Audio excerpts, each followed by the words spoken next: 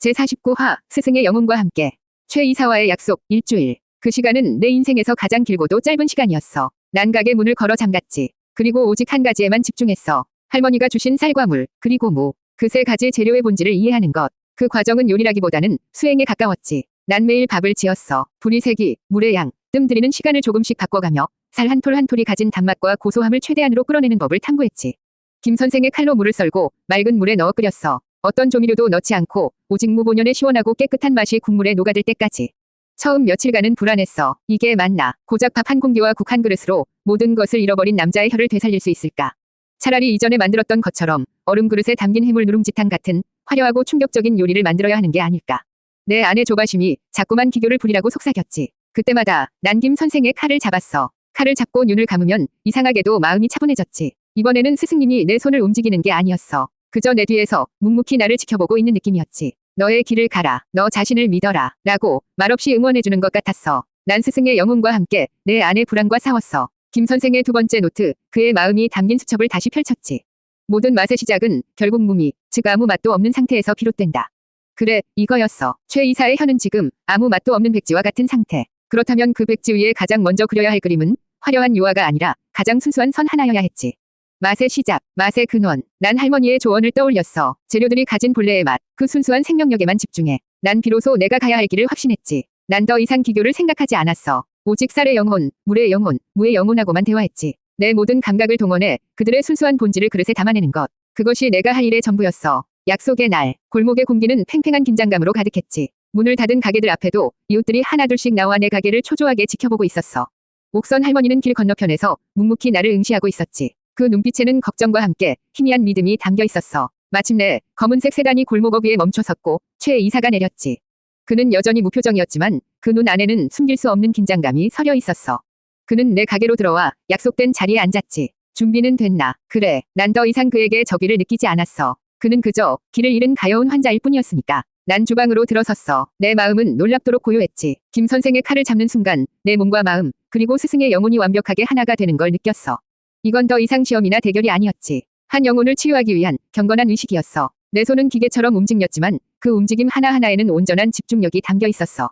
완벽한 비율의 물과 쌀을 솥에 안치고 불 위에 올렸지. 밥이 끓어오르는 소리, 구수한 냄새. 난 그 모든 과정에 내 모든 감각을 쏟아부었어. 다른 한편에서는 맑은 무국이 끓고 있었지. 투명한 국물 위로 피어오르는 하얀 김. 난 마지막으로 천일염 한 톨을 손끝으로 집어넣었어. 맛을 내기 위해서가 아니었지. 잠들어 있는 무의 단맛을 깨우기 위한 아주 작은 신호였어. 마침내 요리가 완성되었어. 난갓지어 김이 모락모락 나는 흰쌀밥 한 공기와 맑은 무국 한 그릇.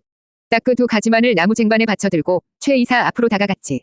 내 인생에서 가장 긴 걸음이었어. 최 이사는 눈앞에 놓인 소박하다 못해 초라하기까지 한 밥상을 보고 어이없다는 듯 헛웃음을 쳤어. 이게 전부인가? 날 놀라게 해주겠다더니 난 아무 대답도 하지 않았어. 그저 그의 눈을 바라봤지. 내 눈이 말하고 있었어. 당신이 잃어버린 것은 바로 이것입니다. 라고. 최 이사는 잠시 나를 노려보다가 이내 포기한 듯 수저를 들었어. 골목의 모든 사람들이 숨을 죽였지. 운명의 순간이었어. 그는 먼저 밥을 한 숟갈 크게 떠서 아무 생각 없이 입에 넣었어. 그리고 세상의 모든 소음이 멎었지. 제50화 가장 평범하고 가장 위대한 음식. 최 이사의 움직임이 멈췄어. 밥을 입에 넣은 채 그는 그대로 얼어붙었지. 그의 얼굴에 떠올라 있던 오만함과 냉소가 마치 깨진 유리처럼 산산조각 나기 시작했어. 그 자리에는 순수한 당혹감과 혼란만이 가득했지. 그는 아주 천천히 믿을 수 없다는 듯밥을 씹었어. 난 그의 마음을 읽을 수 있었지. 그의 혀 위에서 아주 희미하지만 분명한 감각이 피어오르고 있었어. 그건 맛이라고 부르기에도 미미한 아주 근원적인 감각이었지. 사라리 혀에 닿는 감촉, 씹을수록 스며 나오는 은은한 단맛과 구수함. 그가 수십 년간 잊고 살았던 밥본연의 맛. 그의 눈동자가 세차게 흔들렸어. 그는 황급히 국그릇으로 수저를 가져갔지. 맑은 무국을 한 숟갈 떠서 입으로 가져갔어. 꿀꺽. 그는 국물을 삼키고 한참 동안 눈을 감고 있었어. 그의 굳어있던 미간이 서서히 풀렸지. 그의 혀는 지금 무의 시원하고 깨끗한 맛, 그리고 소금 한 톨이 깨워낸 아득한 단맛을 느끼고 있었던 거야. 이건 폭발적인 맛이 아니었어. 화려한 기교도 없었지. 그저 세상에서 가장 정직하고 순수한 맛. 그래서 죽어있던 그의 미각을 깨울 수 있는 유일한 맛이었던 거지. 최 이사는 다시 밥을 한 숟갈 떴어. 그리고 국을 한 모금 마셨지. 그의 숟가락질은 점점 더 빨라졌어. 그는 지금 단순히 밥과 국을 먹는 게 아니었어. 그는 자신의 잃어버린 세월을, 자신의 잊어버린 과거를 먹고 있었지. 그 순수한 맛은 그의 굳게 닫혀있던 기억의 문을 열어젖히는 열쇠였어. 그의 머릿속에 아주 오래된 풍경이 떠올랐을 거야. 가난했던 어린 시절, 하루 종일 일하고 돌아오신 어머니가 아무 반찬 없이 차려주시던 뜨끈한 흰쌀밥 한 공기. 그때는 그 밥 한 그릇이 세상에서 가장 큰 행복이었지. 그는 그때 꿈이 있었어. 돈을 많이 벌어서 어머니와 가족들이 평생 따뜻한 집에서 맛있는 밥을 먹게 해주겠다는. 하지만 언제부터였을까? 그는 돈을 벌기 시작했고 더 큰 돈을 쫓았지. 그는 사람을 위한 집이 아니라 돈을 벌기 위한 건물을 올리기 시작했어. 따뜻한 밥상 대신 차가운 숫자와 계약서만이 그의 세상을 채웠지. 그는 성공했지만 가장 소중한 것을 잃어버렸던 거야. 자신의 첫 꿈, 그리고 맛을 느끼는 즐거움까지. 어머니, 최 이사의 입에서 아주 작은 신음이 새어나왔어. 그리고 그의 눈에서 마침내 눈물이 터져나왔지. 처음에는 한두 방울 뚝뚝 떨어지던 눈물은 이내 봇물 터지듯 쏟아져 내렸어. 그는 밥그릇을 붙잡고 어린아이처럼 소리내어 울었어. 성공이라는 갑옷 속에 숨겨두었던 수십 년 묵은 그의 상처와 후회가 밥 한 공기와 국 한 그릇 앞에서 속절없이 무너져 내리고 있었지. 골목의 모든 사람들이 그 광경을 숨죽여 지켜봤어. 냉혹한 개발업자의 통곡, 그건 가장 평범한 음식이 만들어낸 가장 위대한 기적이었지. 난 아무 말 없이 그가 울음을 그칠 때까지 기다려주었어. 난 비로소 깨달았지. 김 선생이 말한 마음으로 맛보게 하라는 것의 진짜 의미를. 난 그의 혀를 되살린 게 아니었어. 난 그의 다쳤던 마음을 열었고 그의 영혼을 위로했지. 미각은 그저 그 과정에서 따라온 작은 선물일 뿐이었어. 한참을 울던 최 이사는 눈물로 범벅이 된 밥과 국을 마지막 한 숟갈까지 깨끗하게 비웠어. 그는 텅 빈 그릇을 내려놓고 붉게 충혈된 눈으로 나를 올려다봤지. 그의 눈에는 더 이상 오만함이나 냉소는 없었어. 그저 길고 긴 악몽에서 깨어난 사람의 공허하고도 순수한 눈빛만이 남아있었지. 그는 입을 열어 무언가 말하려 했지만 아무런 소리도 나오지 않았어. 그저 그의 입술이 소리 없이 고맙다고 말하고 있었을 뿐이야. 그 순간 나는 알았지. 이 싸움이 끝났다는 것을. 제51화 완벽한 밥 한 공기. 최 이사가 밥을 입에 넣는 순간 난 알았어. 이제부터는 내가 할 수 있는 일이 아무것도 없다는 걸. 화살은 시위를 떠났고 남은 건 관역에 꽂히는 순간을 지켜보는 것뿐이었지. 내 모든 것, 그리고 스승의 영혼까지 담아 쏘아 올린 세상에서 가장 평범한 화살. 최 이사의 시간이 멈췄어. 밥을 입에 넣은 채 그는 그대로 얼어붙었지. 그의 얼굴에 늘 갑옷처럼 둘러져 있던 오만함과 냉소가 마치 깨진 유리처럼 산산조각 나기 시작했어. 그 자리에는 순수한 당혹감과 혼란만이 가득했지. 그는 아주 천천히 믿을 수 없다는 득밥을 씹었어. 내 각성은 이제 그의 내면을 향하고 있었지. 난 그의 혀끝에서 벌어지는 기적을 내 것처럼 생생하게 느낄 수 있었어. 가장 먼저 그의 혀를 깨운 건 질감이었어. 그동안 그가 먹었던 세상의 모든 음식들은 그저 물컹하거나 질기거나 부서지는 덩어리에 불과했지. 하지만 지금 그의 혀 위에서 굴러다니는 이 쌀알들은 달랐어. 한 알 한 알 탱글탱글하게 살아있으면서도 이 사이에서는 부드럽게 으깨지는 완벽한 식감. 이건 그냥 씹는 행위가 아니었어. 죽어있던 그의 혀가 수년 만에 처음으로 무언가와 대화를 나누는 순간이었지. 다음은 향이었어. 인공적인 향수나 값비싼 향신료의 냄새가 아니었지. 그저 잘 익은 쌀에서 피어오르는 은은하고 구수한 향. 그 향기가 그의 코를 통해 뇌로 전달되는 순간 그의 기억 가장 깊숙한 곳에 잠들어 있던 아주 오래된 서랍 하나가 삐걱거리며 열리기 시작했어. 마침내 맛이었지. 그가 밥을 꿀꺽 삼키는 순간 그의 혀끝에서 아주 희미하지만 분명한 단맛이 피어올랐어.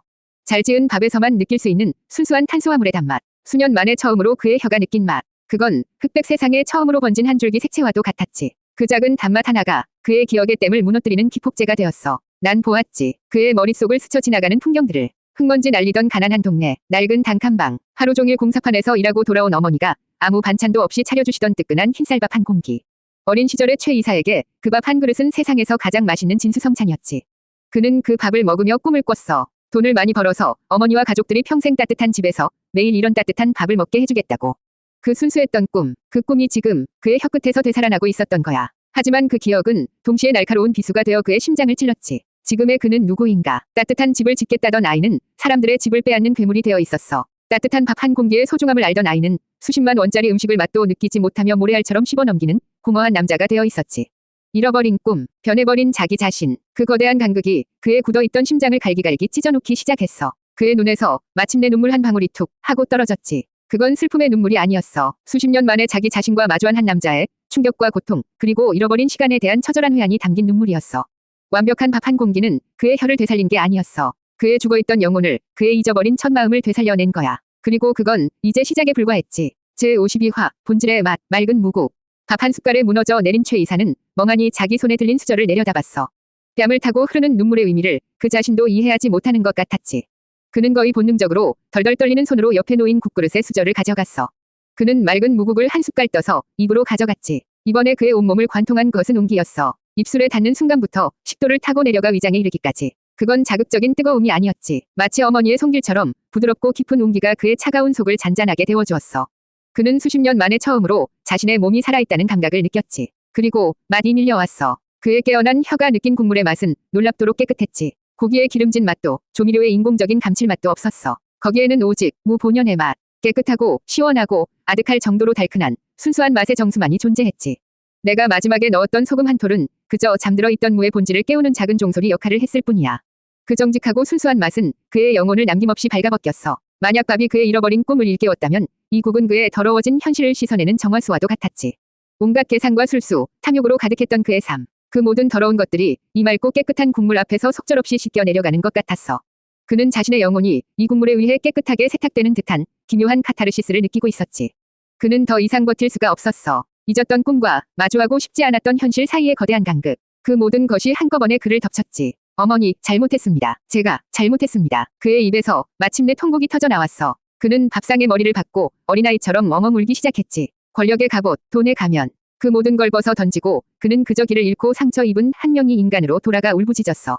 골목의 모든 사람들이 숨을 죽이고 그 광경을 지켜봤지. 냉혹한 개발업자의 통곡. 그건 가장 평범한 음식이 만들어낸 가장 위대한 기적이었어. 난 아무 말 없이 그가 울음을 그칠 때까지 기다려주었어. 난 비로소 깨달았지. 김 선생이 말한 마음으로 맛보게 하라는 것의 진짜 의미를. 난 그의 혀를 되살린 게 아니었어. 난 그의 다쳤던 마음을 열었고 그의 영혼을 위로했지. 미각은 그저 그 과정에서 따라온 작은 선물일 뿐이었어. 한참을 울던 최 이사는 눈물로 범벅이 된 밥과 국을 마지막 한 숟갈까지 깨끗하게 비웠어.